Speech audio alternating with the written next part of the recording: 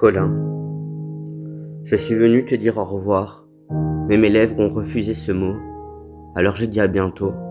Parce que dire adieu, c'était te perdre 2 fois. Je me suis tenu là, immobile, devant toi, et tout ce que j'avais préparé s'est dissous dans le silence. Je voulais parler, je voulais slammer, je voulais te rendre hommage à voix haute, devant tout le monde, près de ton cercueil. J'avais la volonté, j'avais l'amour, mais j'avais pas la force. Parce qu'entre la tristesse, la nostalgie, les souvenirs qui déboulent sans prévenir, et les remords qui serrent la poitrine, chaque mot devenait impossible à porter.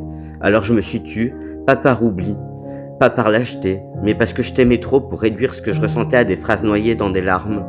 Colin, ce silence-là, c'était aussi une preuve d'amour. Tu n'as jamais été quelqu'un de simple à raconter, jamais quelqu'un qui entrait dans une définition.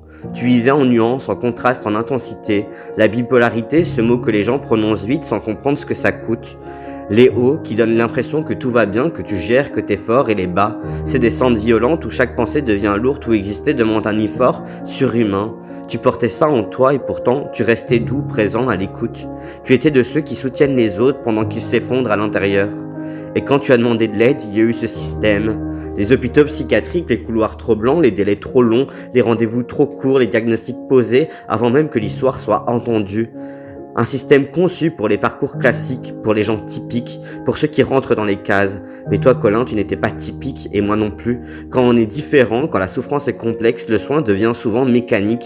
Alors on prescrit, on ajuste des dosages, on empile des pilules, comme si une âme fatiguée pouvait se réparer uniquement à coups de molécules. Preuve d'un système défaillant, un système qui calme au lieu de comprendre, qui stabilise sur le papier mais laisse l'humain seul avec ses tempêtes. Toi aussi, tu as connu cette sensation d'être pris en charge sans être vraiment vu. Et malgré ça, tu souriais. Ce sourire, Colin, il n'était pas léger, il était courageux. Je t'ai connu à un moment où moi aussi j'étais à bout, et ton sourire m'a aidé à tenir, il m'a rappelé que même au milieu du chaos, il existait encore de la douceur. Aujourd'hui, c'est moi qui suis encore là et toi tu n'y es plus. Et cette injustice-là, elle m'a fait mal d'une façon que les mots expliquent mal. Ta maman a pleuré dans mes bras et dans ses larmes, il y avait tout ton monde, ton amour, ta sensibilité, tout ce que tu étais. À ce moment-là, j'ai compris que la mort ne détruit pas l'amour, elle le disperse. Colin, ta disparition n'est pas juste un drame intime, c'est un signal d'alarme, un cri silencieux que trop de gens préfèrent ignorer. Parce que tu n'es pas juste parti, tu étais fatigué. Fatigué de lutter, fatigué de te battre contre toi-même et contre un système qui ne savait pas comment te retenir. Si je n'ai pas parlé à tes funérailles, c'est parce que j'aurais pleuré, à chaque phrase, parce que chaque souvenir aurait brisé ma voix. Mais aujourd'hui, je te parle autrement. Je dis que je t'aime simplement, sans grand discours, sans performance. Je te dis que ton passage ici a compté, que ta vie a marqué, que ton sourire a sauvé plus de gens que tu ne l'as jamais imaginé. Je te promets que je me battrai pour nous, pour toi, pour ceux qui souffrent en silence, pour que la différence ne soit plus traitée comme un problème, mais comme une réalité à accompagner. Ce n'était pas un adieu, Colin, c'était un rendez-vous manqué que je transforme en promesse.